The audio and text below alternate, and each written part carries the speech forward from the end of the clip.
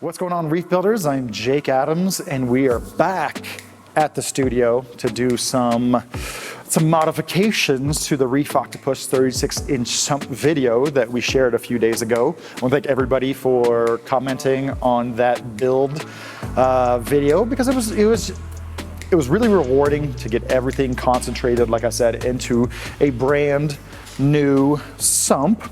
But the reason I wanted to kind of, I guess, shrink the footprint of the sump that I had before is because I want to add some stuff on the outside of the sump on both sides. So one of the questions I get asked the most, I mean, by far, is what is my favorite auto top off? And I always get kind of a puzzled look when I tell people gravity, right? So for practically my entire reef keeping career, I've been using float valves, right? So a float valve just basically opens up when the water level drops. This part floats, this part sinks, and you have water coming in here.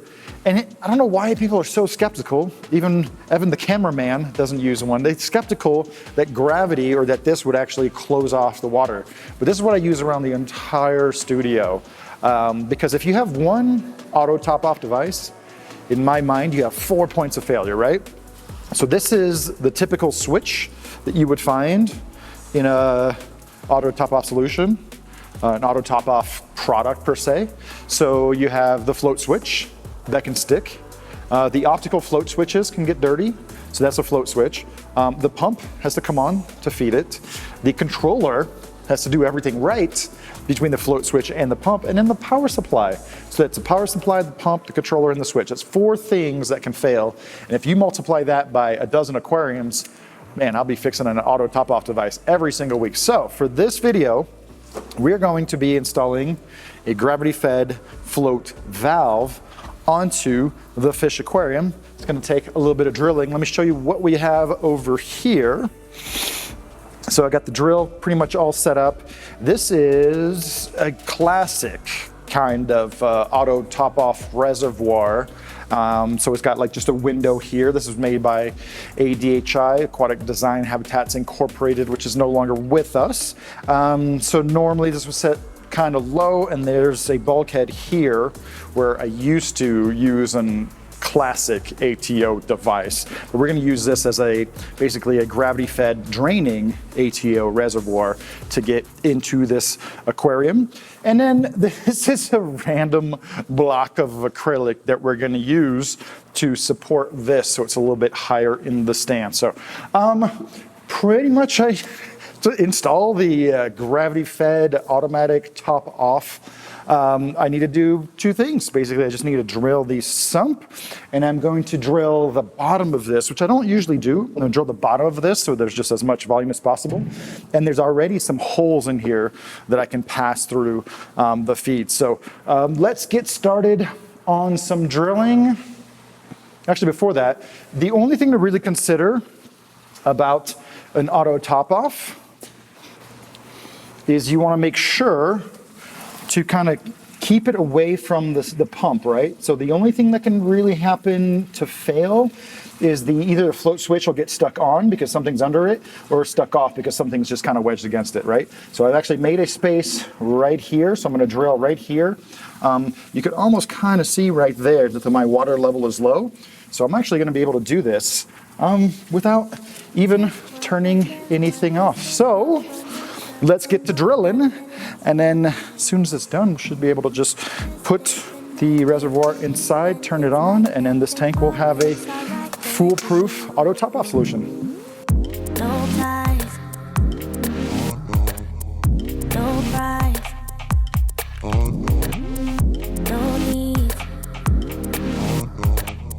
so free. I don't care what you say, what you do, how you feel, as long as you can show me a good time. I don't need promises, honestly, no big deal, as long as you can show me a good time. I don't care. Oh, oh, oh, oh. Okay, so now comes the most critical moment of this little miniature project right here. This is so easy, you guys, so easy to do. if you could get your hands on one of these $5, $8, $10 float valves, it is the simplest thing down the road. It's much better to drill a little bit higher than you need than a little bit lower. So make sure you do that. All right, we're gonna get started. Short-term devotion. I don't wanna be so emotional.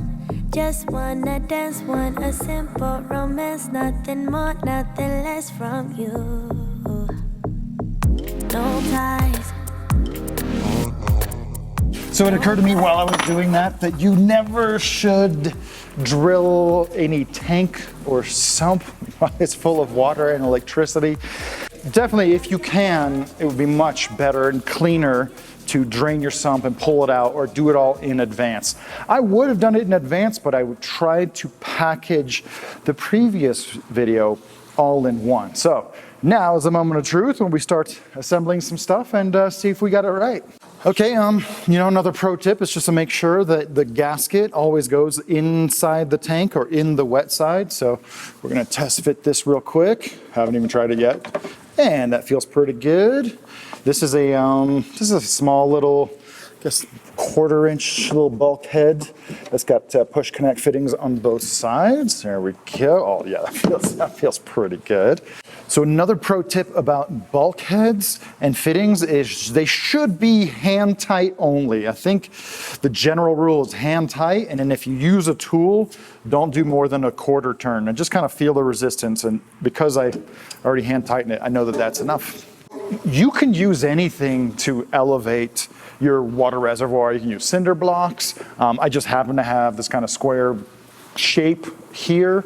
And another easy one is just kind of making a little platform with PVC fittings. But because of the way this is getting a little bit tight, I need to put the platform in first, and then we're gonna get the float valve in. There we go. Oh, dude, this could not be any more perfect. Hey, yep. All right, the last thing we need to put inside is the reservoir. It's got a little bulkhead right there that should ride its platform until it reaches the hole, and it's in there. Perfect. Okay, so now just need to connect the line. And what's fun is that the water level is already low, so I'll be able to turn it on and see if it works almost right away. So one of the few things that was here inside the studio when I started this up was this very nice hose cutter. I thought this was the silliest thing, but if you do a lot of projects using water lines or air lines, this gives you a nice, perfect, flat cut, so you have a really nice fit. So on the side that's meeting up the float valve, we have this nylon compression fitting. This is the old school way of kind of inserting this kind of hose into different valves and devices. And then the other side is going to go to a quick disconnect into the reservoir. So I'm going to set that up real quick. It's kind of deep into that recess, so you're not going to see it. So let's go.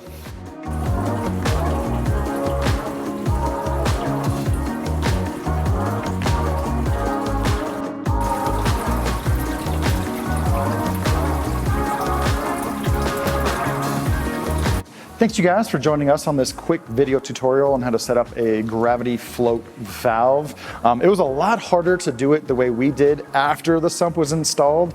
Naturally, this is something you want to do as soon as you install your sump, or even before you get to it. You want to think about these things.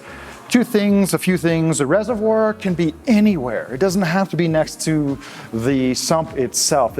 As long as it's higher than the tank, you can route that water line for 100 feet, no problem. Also, just because I happen to have an auto top-off reservoir that probably cost $180, $190 when it was brand new, made of cast acrylic with the window, you absolutely do not have to spend that much. There's no way I would have spent that much for this build. There's a huge catalog of different Rubbermaid and plastic containers and reservoirs in every shape, in every size, that can fit in closets, that can fit underneath stairs, all kinds of stuff. So this is, you're in it for $5 to $10 with one of these. The two things you want to keep in mind with your gravity-fed float valve is one, you don't want to dose a bunch of minerals in that same compartment, which is also true of where you have your return pump. You don't want to be dosing a bunch of Kalkwasser buffer calcium and magnesium in the same place where precipitation might cause the valve to kind of get stuck. And as you saw in that chamber, I actually have my half Brightwell Export BioBricks getting dangerously close to being wedged underneath that float valve. So just make sure to give it a wide berth, nothing around it that can, cause it to stop from mechanically turning on or turning off. But I calculated the volume of this reservoir to be about 13 gallons, and the rate at which this tank evaporates water, I am probably gonna have to top it off 3 to 4 times a year. So imagine having an auto top off reservoir, you top off a few times a year. That's pretty cool. So thanks for joining us in this first installment of pimping out the Reef Octopus sump on the fish tank. Make sure to subscribe so you don't miss the next installment, and we'll catch you on another video very soon.